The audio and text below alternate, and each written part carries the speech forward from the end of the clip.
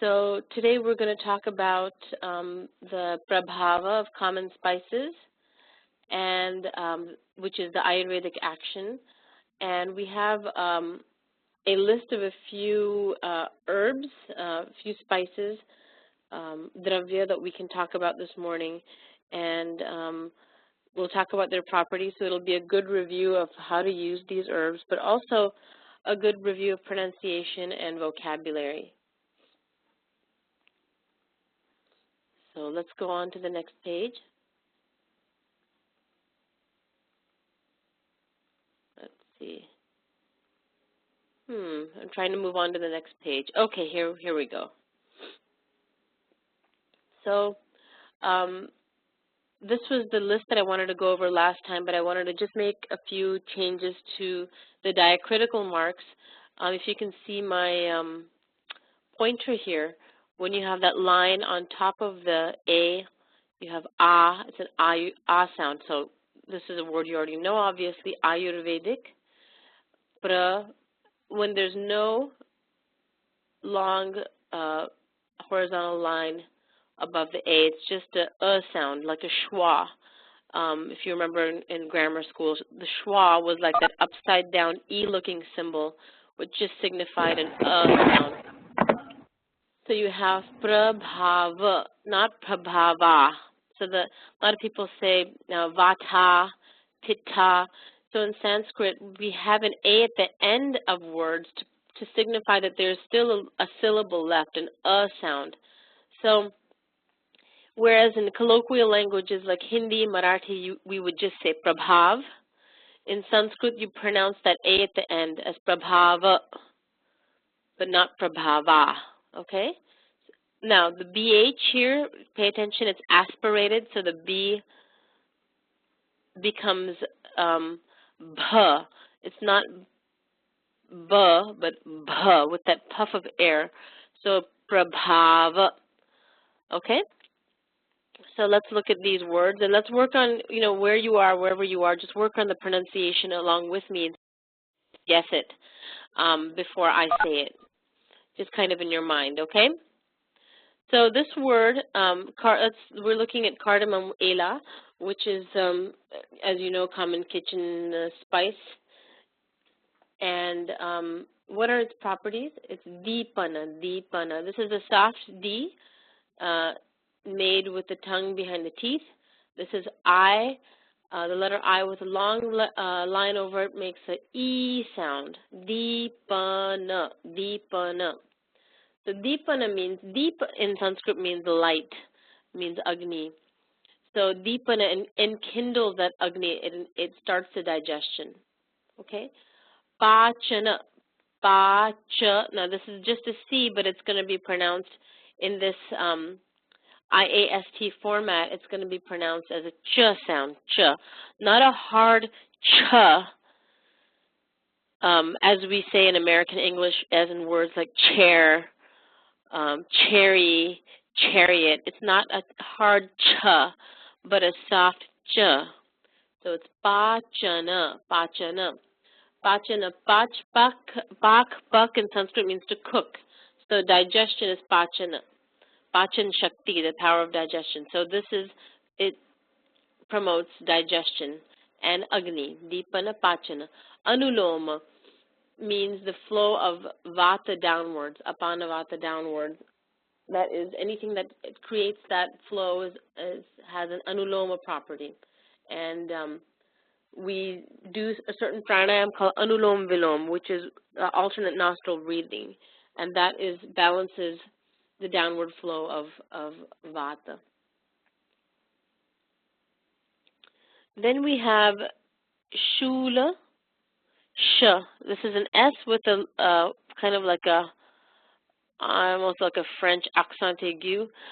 Shula, U with a long U line on top. Shula. Prashamana. Shula prashamana. Shula is like a sharp pain. It's almost like a colicky pain. It's not a dull ache, but a sharp pain. And if you think of Lord Shankar, Lord Shiva, he holds what is called a Trishula. It's a trident. Tri meaning three, Trishula. It is a pitchfork-looking weapon that he's holding because it's sharp, Trishula. The Shula Prashamana, just a visual so you remember what these words mean, is just a way to kind of jog your memory. But this is, again, cardamom alleviates those sharp colicky spasms. Chardi, ch. Now this is the CH, so this is going to be a hard ch, ch. It's a sound you naturally make in English if you speak American or Canadian English, ch. Chardi. Chardi means vomiting. It's another word for vomiting. Vamana, vama, is another word that we more commonly use. V-A-M, vam, same root as vam, vomit. Chardi is another synonym. Nigrahana. Now, this N has a dot under it, which makes it a retroflex N, which means you're going to do, it's our favorite group of letters, right, or a favorite row of letters, where the tongue goes back in the mouth, curls backwards, and you make your N sound back there, rna, rna. Chardi, nigrahana.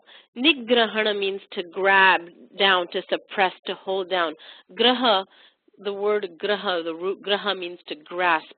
Can you see how that would be similar to the English? G-R-A, graha, grasp or grab.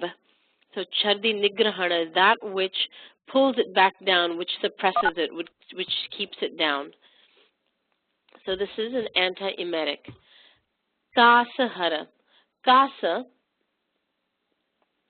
kasa means cough, and hara is that which takes away. That which takes away. Kasa hara. You can see the word hara in a lot of different contexts in Indian languages. Hara.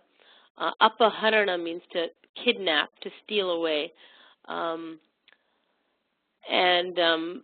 The name of Shankar is Hara. Hara, he who steals away sorrow.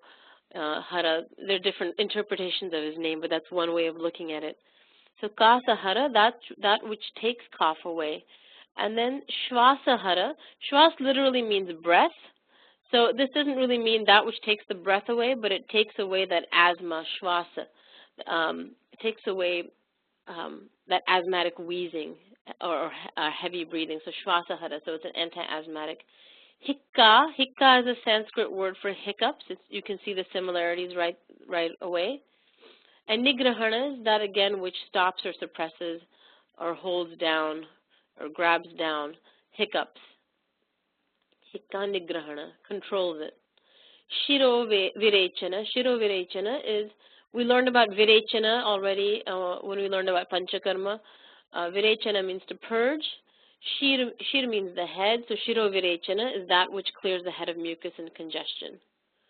Is this helping? I hope this is helping with a few things. One is the pronunciation of all the diacritical marks, because it's really confusing, and the other is just a little bit of etymology, and also it's a good review of these dravyas. So let's look at coriander, which is the seed of the cilantro plant. Dhania, also known as dhania or dhane in Marathi. Deepana, again, let's review really quickly, that which enkindles that deepa, that agni, that digestion. And yes, dhanyaka in Sanskrit. Pachana, again, digestion. Shula prashamana, again, it alleviates that shula, that sharp spasm of the intestines, that colicky pain. This is a good thing to give to people, you know, when babies are little. Sometimes you boil a little bit of coriander. You make your own gripe water, of course, without the alcohol. But I would often do this for my daughter, who's now 11, but I was a big girl now that I think about it. But when she had a lot of colic as a baby, so I would make like a kashaya out of coriander seeds and fennel, and give it to her spoon by spoon, just a little bit. Daha ghna. Ghna means to that which demolishes. Like if you read the Ramayana, if you know anything about the Ramayana, it's a story about 4 princely brothers, one of whom is the avatar of Vishnu. His name is Ram, and his other brothers, his 3 brothers, are partial incarnations of Vishnu. He has a brother, Ram has a brother named Shatrughna. So Shatru means enemy, and Ghna means he who conquers. So anyway, Shatrughna, you have the Ghna, G-H-N-A. It's really hard to pronounce by itself, Ghna, that which conquers. So Daha, Daha means burning. Dahana, Dahana means to burn something in Sanskrit. So Daha means that fire, that burning. So Dahagna, that which alleviates or relieves that burning sensation in the body. And then we have Agni, which is easy, we know that. Agni Mandya. So Manda means dim, dimness. Mandya is that property of dimness, right? So Agni Mandya. I wish we had more time together because I could teach you how we went from Manda to Mandya, but just take it from me that this is the same thing as Manda, Mandagni, but as the part of speech changes, as it becomes an adjective to, it changes properties. It becomes this, sounds from Manda becomes Mandya. Anyway, I won't get into that right now. Agni Mandya is the dimness of Agni. Nashaka. Nash means to destroy. Nashaka.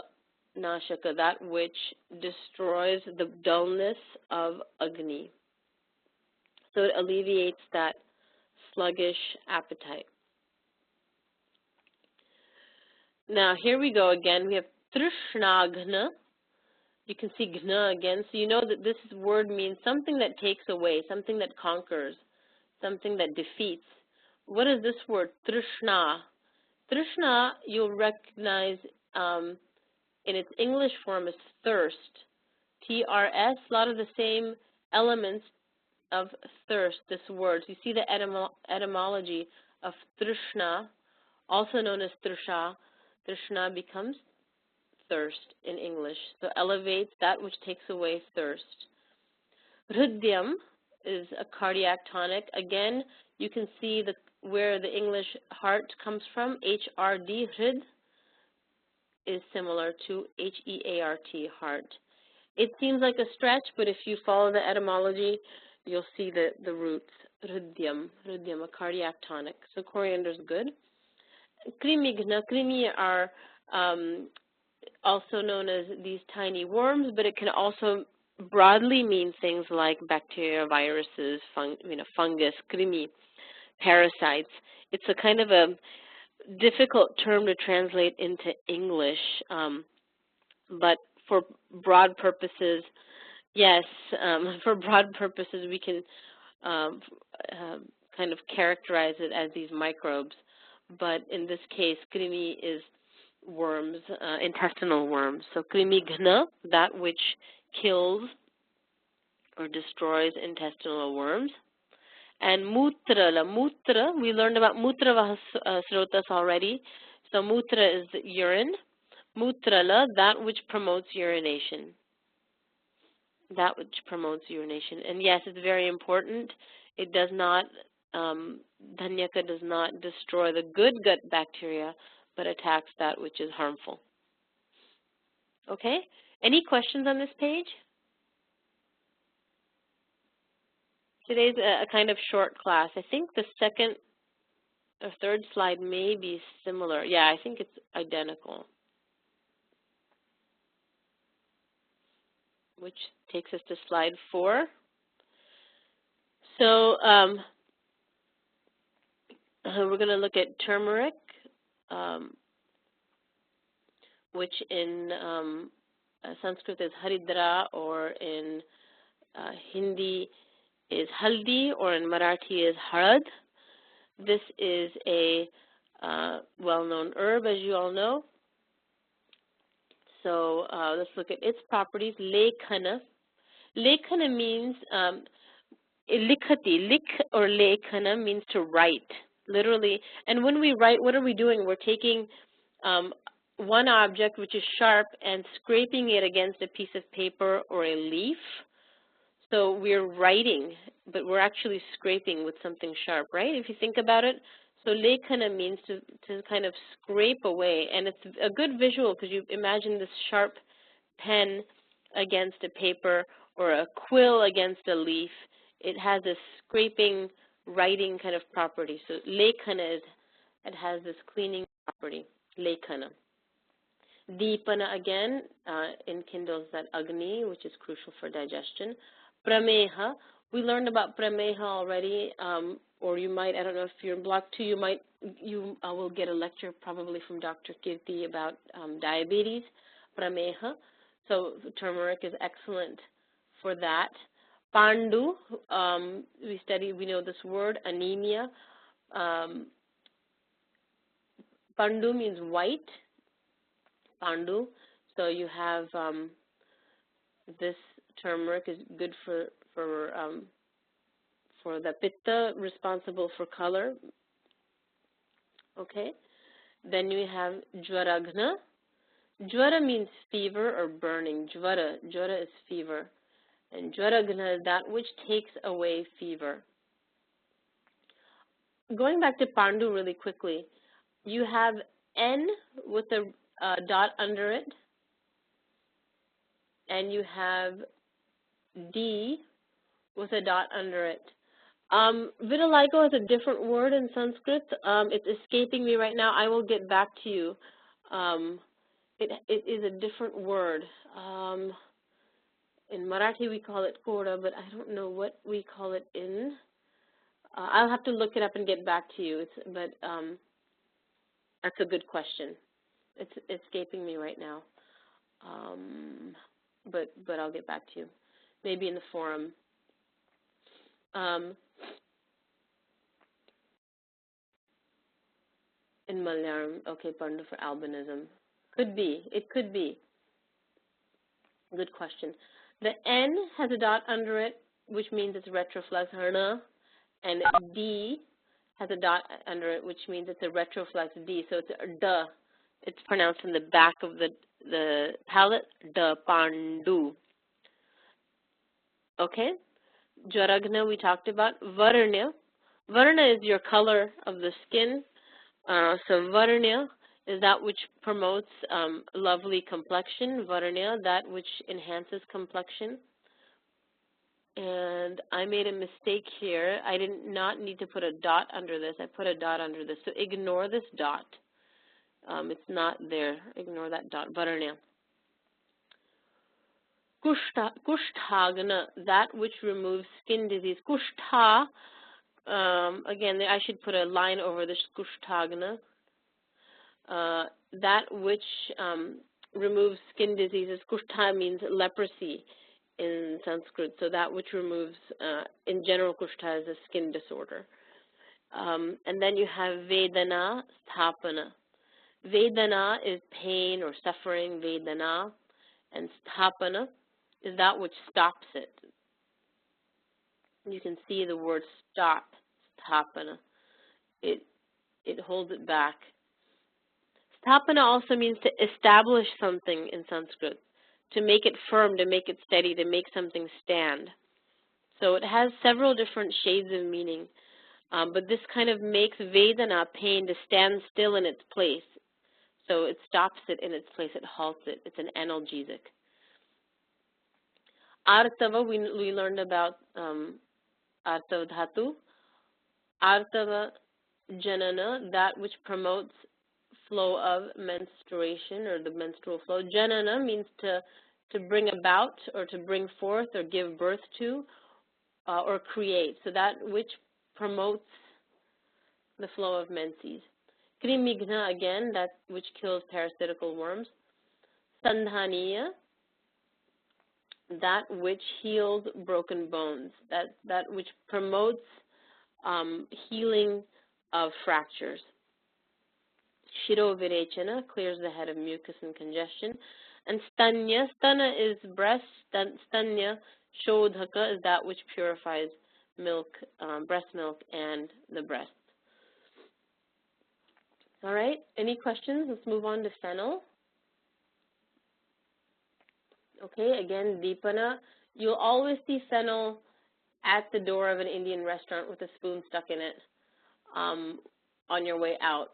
And what it does is, on your way in too, if you have a little bit of it and chew it before your meal, it promotes digestion and promotes Agni. And after you leave, you take a little spoonful of it again, and it promotes digestion. It continues to help Vata flow downward and keep that Agni lit. So Deepana is a property of fennel. Pachana, and I like the fennel where they coat it with sugar. Probably not as good for you, but anyway. Anuloma, again, it corrects the downward flow of Vata. It helps gas. It helps you pass gas. Again, this was great for my kids when they were babies. Would boil some fennel in some water and add a little bit of sugar, not too much. You can't give a breastfeeding infant sugar because it'll have diarrhea, but just a little bit to make it palatable, and that would be good for her, and it would help her a little bit. And then massaging the belly to help push that Apana Vata downwards. Shula Prashamana alleviates that colicky spasm. Chardi Nigrahana, it is an anti-emetic. So if you feel nauseated, a lot of people with motion sickness in India, you'll see them carrying around little packets of fennel to eat, to chew, or cloves they'll hold in their mouth, or rock sugar they'll suck on. So they're all anti-emetics, natural anti-emetics. And you'll always see, if you're in India, passengers, look around you, and if you see people pulling out cloves and fennel from their pockets, you know why. Chardi Nigrahana. Kasahara. Kasahara, again, it benefits cough. It's good for cough. Shwasahara, it's good for asthma as well. And Sattva, it increases clarity of consciousness. It increases that sharpness of the mind. It's so wonderful that we have these powerful herbs at our disposal, within reach, within our own kitchens, within our own homes. And it's something that, when coupled with proper Ritucharya and Dinacharya, is so amazing.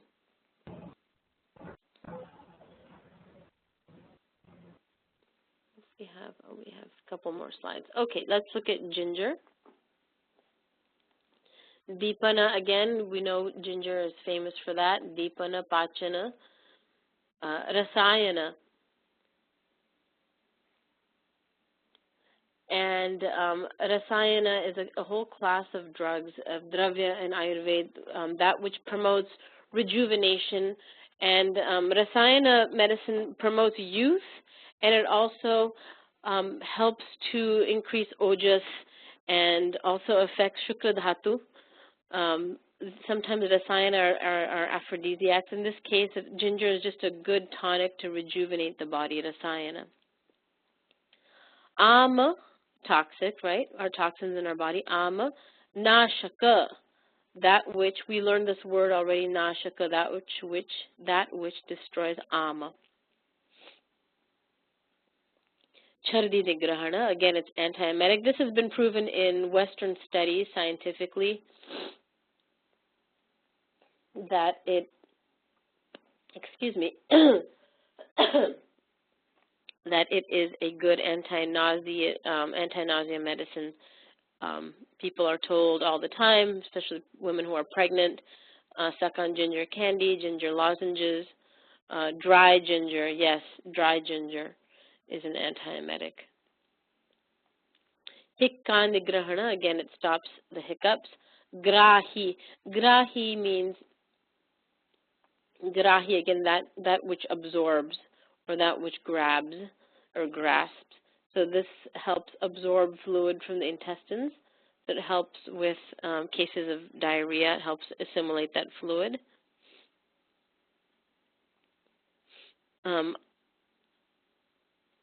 And it is a natural blood thinner, absolutely, absolutely. I think, Dilek, you're asking about the best way for Pitta to take ginger is probably more fresh ginger. Monica G, what do you think? Dry ginger may be worse for Pitta. So maybe a small bit of ginger for Pittas, because again, it's a very heating dravya. You don't want to do too much of it. And yes, ginger is also a natural blood thinner. Turmeric is a natural blood thinner. Make sure when you have patients or clients, ask them if they're on any blood thinners, because ginger, turmeric, ginkgo, these are all blood thinners. And garlic taken in high doses can also cause some thinning of the blood. So you have to be careful when people are on blood thinners. So always ask all their medications and know what the drug interactions are. Adashogna is hemorrhoids. So adashogna is that which removes or destroys piles or hemorrhoids. Shita. This is not, let's see if I can do this. We have the Indian goddess, right? The Lord Rama's wife named Sita. Oh, it's in yellow. Okay, let me get this in black. Let's see. Sita. You can see how it would be confusing, how many people would mispronounce, and I hear it all the time, and it's not their fault because a lot of times things are written without diacritical marks. So if you saw this word without the diacritical marks, you would think it's Sita or Sita, but pay attention to these marks. Shita, because you may see this word without the diacritical marks in a book. People aren't always consistent, and you might mispronounce it. So remember, it's Shita Prashamana, that which reduces cold. Shita means cold. A lot of people see this word. I'm going to increase the size of this font. Let's see. I guess I can't. That's okay.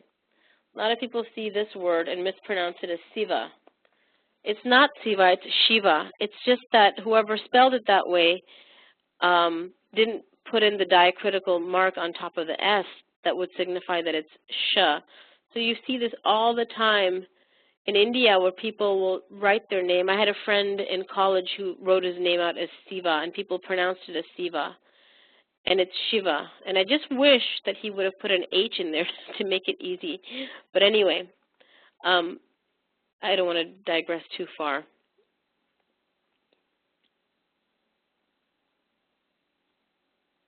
Oh, good. You'll be learning about prefixes and suffixes. That's perfect. Okay. Awesome. Vedana Sthapana, because I feel like I'm not covering those things, and I want to cover them, but I'm glad Atulji will be covering prefixes and all that grammatical stuff. Vedana Sthapana, again, that which stops pain in its tracks. So a lot of people sometimes with, like for example, my mother has rheumatoid arthritis, and Dr. Lard has recommended for her to take a cup of hot water, put about an inch of ginger in it, and macerate the ginger, and add about a teaspoon of castor oil in it, and drink that for pain and for inflammation. So she takes ginger and castor oil in hot water for pain. Cinnamon. Absolutely, Monica G, thank goodness for you. You make such great points that I'm not just simply not covering. These properties change with how these herbs are prepared. For example, we talked about the fresh ginger juice and the dry ginger. They all have different properties because as you change the dravya, as you process it, you change its properties. You're doing something to the dravya. What does it mean as a female name? I'm not sure. What are you referring to, Dilek? Can you type it in?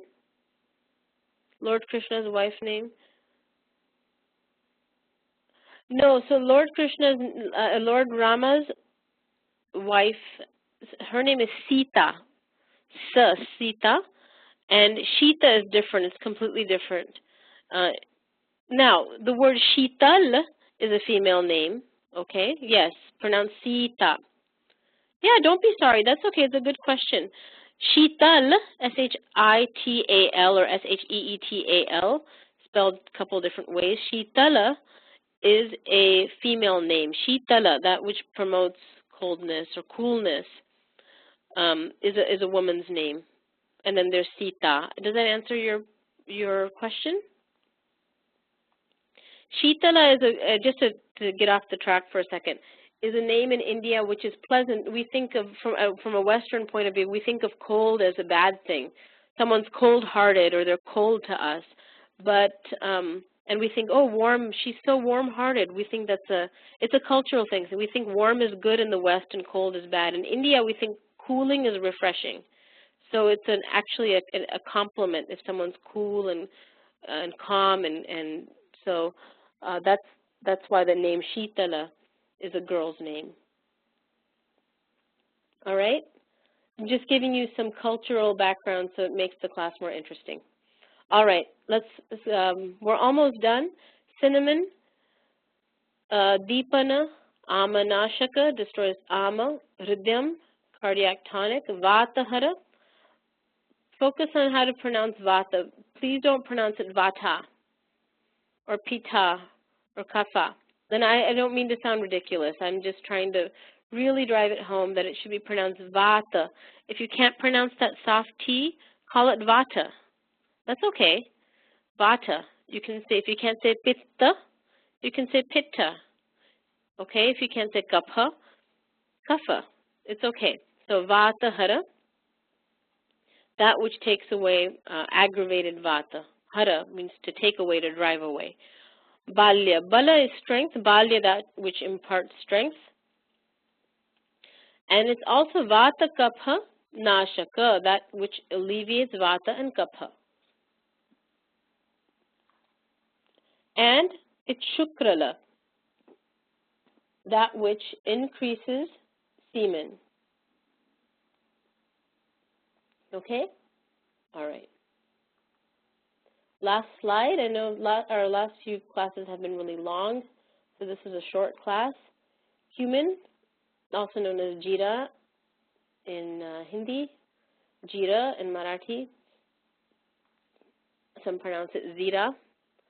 It is and Jiraka in Sanskrit. It is a famous herb, or famous spice for Deepana, for enkindling Agni, Pachana, digestion. It is ubiquitous. It's in our spices. We put hot oil in a pan and we pop the cumin seeds in it. It is for our Agni and for the digestion.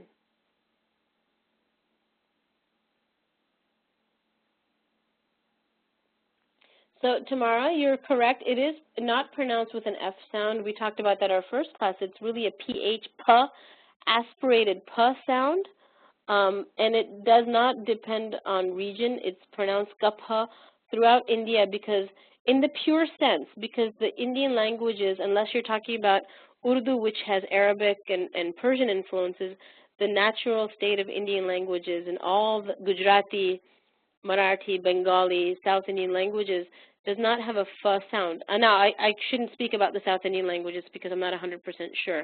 Maybe, Rita, you would know. But naturally, there's no F sound, but it has been borrowed and used in India for so many hundreds of years that it's become a sound that's used constantly. A lot of loan words in our languages that are foreign languages. So the F sound is used in India quite a bit.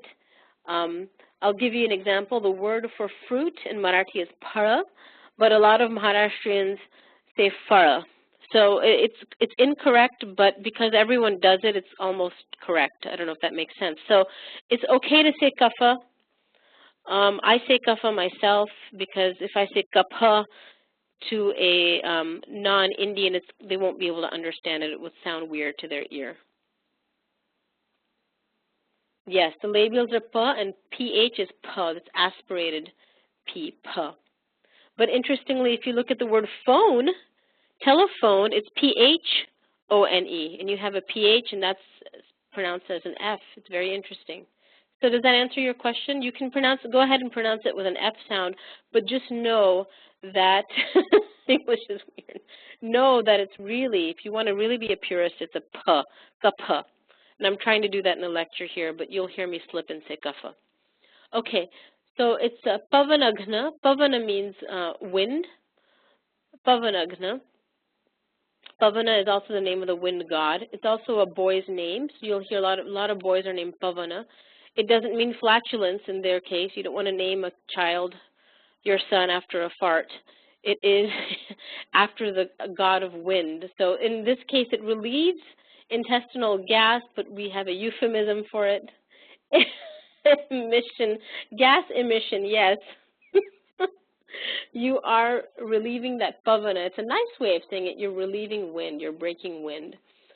So cumin is good for that.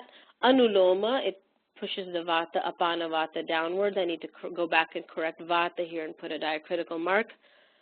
Shula prashamana, it alleviates colic. Chardagna, it alleviates vomiting. Medhya, we learned about medhas, intelligence.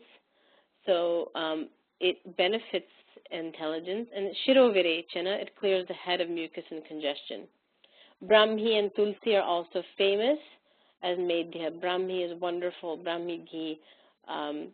In fact, yes, as kids would get Brahmi to get good scores in school, yes. Brahmi is wonderful for the brain and also for the hair, too.